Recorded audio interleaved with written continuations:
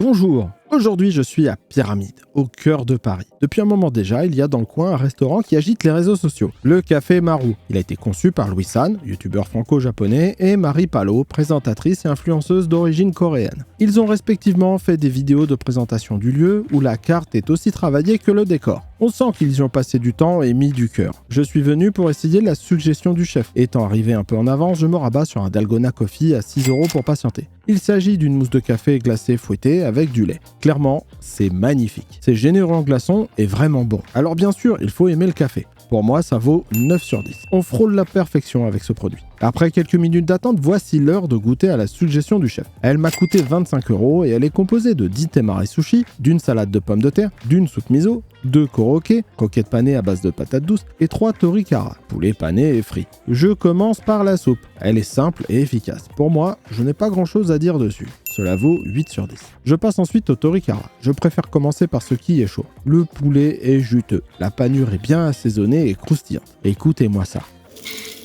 C'est vraiment l'un des meilleurs poulets panés que j'ai pu manger. Là franchement, je mets un 10, car il n'y a vraiment rien à redire. C'est parfait. Dans la continuité, je goûte au koroké. C'est bon, mais j'y trouve beaucoup moins de plaisir qu'avec le poulet. L'intérieur est un peu mou et je suis un peu déçu. Ne faut rien exagérer. Cela vaut quand même un solide 7 sur 10 pour moi. Je continue par les temari sushi. C'est des sushis en forme de boulettes. Il y en a pour tous les goûts. Shiitake, courgettes, poivrons, omelettes, tofu, thon snacké et dorade. Habituellement, je les mange telles quelles, nature. Mais là, j'ai eu envie de tremper la première dans la sauce soja. Quelle erreur! J'ai trouvé ça beaucoup trop salé. Par contre, la suite, une fois le sel passé, était vraiment excellente. J'ai préféré celle aux légumes, c'est vraiment quelque chose d'inhabituel et de rafraîchissant. Clairement, à ce moment-là du repas, je n'étais pas bien. J'avais déjà beaucoup mangé, je commençais déjà à caler. Pour la notation des temari, je vais distinguer ceux aux poissons, qui pour moi méritent un 7 sur 10, et ceux aux légumes, qui méritent un 9 sur 10. Vraiment, si vous avez l'occasion de goûter à ceux aux légumes, c'est quelque chose de vraiment très intéressant et bon. Je finis par la salade de pommes de terre. En fin de repas, je ne vais pas vous cacher que c'était assez rafraîchissant et bienvenu après tout ce que je venais d'engloutir.